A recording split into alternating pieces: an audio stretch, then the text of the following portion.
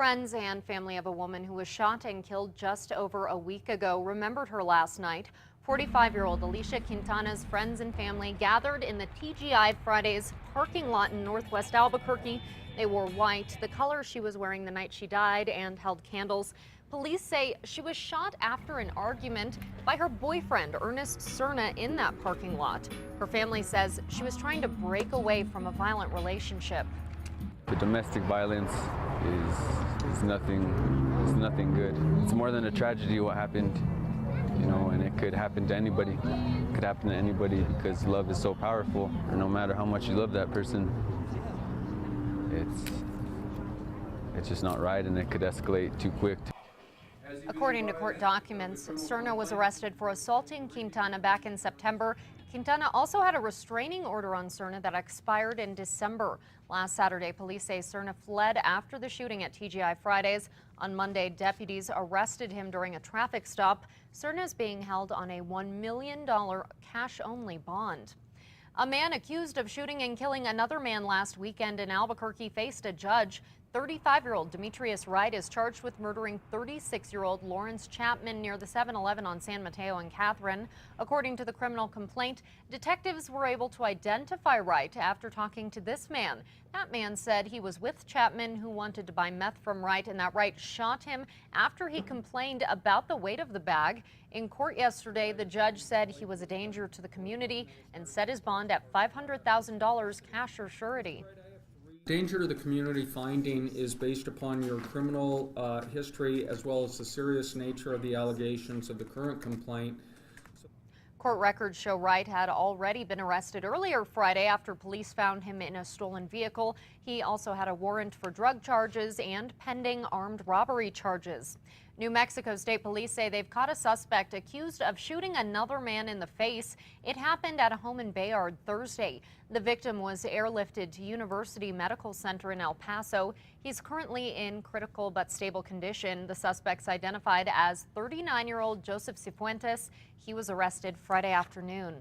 It's unclear what caused a brush fire to break out in the Bosque yesterday. Fire crews scrambled to contain it. It happened in the South Valley, about a mile south of Rio Bravo.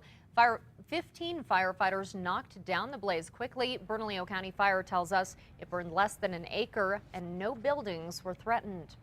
What happens to your online life when you die? In New Mexico, it's unclear, but a state lawmaker is trying to fix that. News 13's Emily Younger reports. Facebook, Twitter, Instagram, even email. The list goes on and on.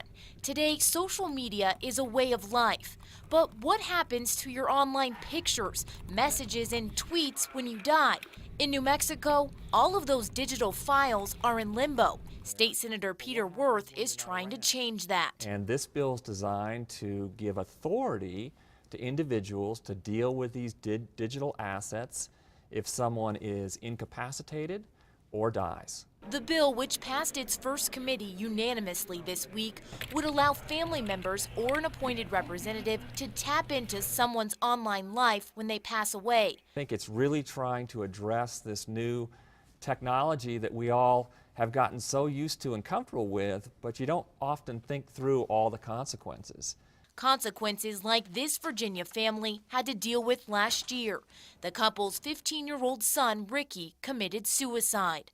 Law enforcement officer recommended that we get access to his digital accounts, his cell phone, his email, and his Facebook account to see if there were any clues. But Facebook blocked the family from doing so, citing privacy laws. Since Ricky's death, Virginia has passed a law allowing parent account access if a child dies. In New Mexico, no law like that exists. Well, I think it's a wake-up for all of us. Wirth says he doesn't want any other parent to have to go through what Ricky's family did, and says his proposal brings the law up to date. And I think an important tool in this changing world that we're living in. Emily Younger, KRQE News 13.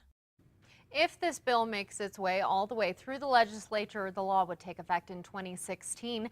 Delaware is the only state in the U.S. that's passed a law granting family members total control over a person's digital accounts after death. One group is pulling the community to find out how to make Albuquerque's roads safer for cyclists. Yesterday, Bike ABQ surveyed people to narrow down projects the city should focus on.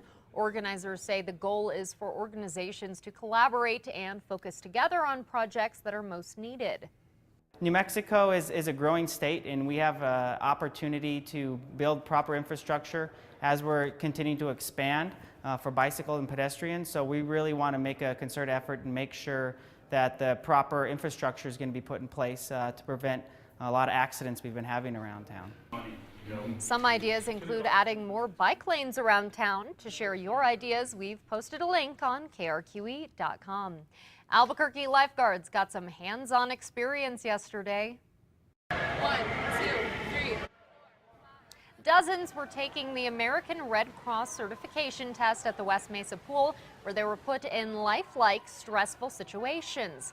The city of Albuquerque says most of the trainees are still in high school. The city is expected to certify more than 400 new lifeguards this year. A suspected thief is in critical condition this morning after police say a shop owner shot him in the back. Immediately a guy screamed, and he kept screaming, so I jumped up, but I didn't run, and I turned and kind of looked over the fence. When I looked over the fence, someone was standing there with an automatic weapon in their hand. It was pointed down. It happened at the Hydro Life store on Manal between San Mateo and Washington just before 8 Saturday night. Police tell us an armed man was trying to run off with a plant grow light from the store when the owner chased him. Police say one shot was fired, hitting the thief in the back. It's unclear if that man was simply shoplifting or if he held up the store at gunpoint. Once the subject took the items, he ran out of the store and the owner gave chase. As to what instigated after that, we're still investigating. Police are still investigating. It's unclear if the shop owner will face charges. State lawmakers are working this weekend on two hot topics: gun control and driver's licenses for those here illegally. Yesterday afternoon, House Republicans killed a Democrat-backed bill to require a background check to buy a gun at a gun show on a party line vote. 2 years ago, the Firearm Transfers Act made it out of the House and had support from the governor and some Republicans, but it died on the Senate floor. A bill to keep undocumented immigrants from getting New Mexico driver's licenses is moving forward. The proposal cleared its final House committee yesterday. The repeal effort drew protests from immigrants' rights groups this week, but Governor Susana Martinez has been a big backer of the bill since she was elected. It's expected to get through the full House soon, but the bill could have problems in the Democrat-controlled state Senate. Federal prosecutors say they plan to return money collected for what convicted ex-sheriff Tommy Rodella called a scholarship fund. Rodella and his co-workers raised more than $3 grand for the Rio Arriba Sheriff's Office Scholarship Fund, but the feds say it amounted to extortion. The FBI has been looking into the fund for 2 years. According to a search warrant, they believe Rodella had his deputies drop traffic tickets if the drivers facing those tickets paid into the fund. The Santa Fe New Mexican reports donors will be able to apply for a return. Rodella was sentenced last month to 10 years in prison for roughing up a driver during a traffic stop.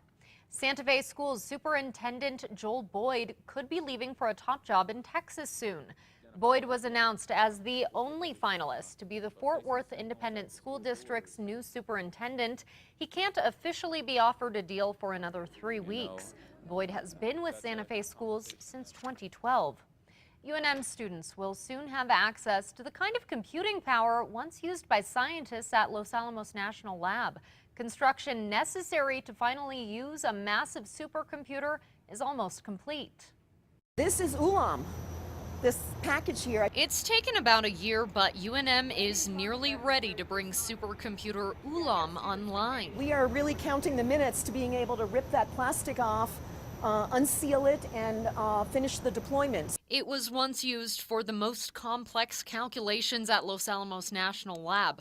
Susan Atlas, director of UNM's Center for Advanced Research Computing, says many of the supercomputer's users will now come from the university's biology department and cancer center. It's really going to open up new opportunities for advanced computing, so I think it's going to help students in terms of classes.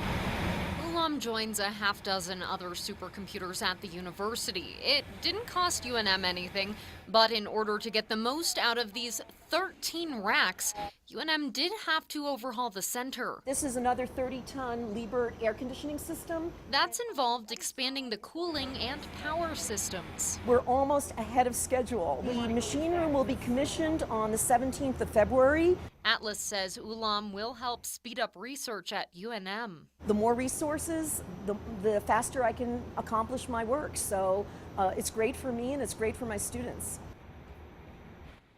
With the expansion at UNM and the addition of Ulam, UNM plans on bringing in more people who are not used to supercomputing. Scary videos emerged from the TransAsia flight that crashed last week. In it, a passenger inside the cabin vigorously knocks on the window, pleading for help. Saturday, the death toll from the crash in Taiwan rose to 40. TransAsia Airways officials met with the families today. The airline says it's started doling out $38,000 to families of passengers who died in last week's crash for funeral costs. More bodies have been recovered from the Java Sea where AirAsia Flight 8501 went down. Officials say 7 more bodies were found Friday and Saturday, bringing the total to 100 bodies recovered. The AirAsia flight went down on December 28th with 162 people on board. The parents of Kayla Muellers hope their daughter is still alive. She was kidnapped in August 2013, and ISIS militants claim an airstrike killed her on Friday. Former Arizona Secretary of State Ken Bennett gives an inside look at Muellers and her family. You were one of the few people that they had opened up to. What do you think about that aspect of having to keep their pain hidden? Well, I think that's one of the most amazing parts of this story is that out of love for their daughter, they had to bear this almost alone. You know, we don't want to speculate on what has happened or what might happen. I just hope that she's still alive, and I know the family still carries that hope. ISIS claims Muellers was killed in a Jordanian airstrike. Jordan says they've launched dozens of airstrikes against the group in retaliation for the killing of a Jordanian fighter pilot.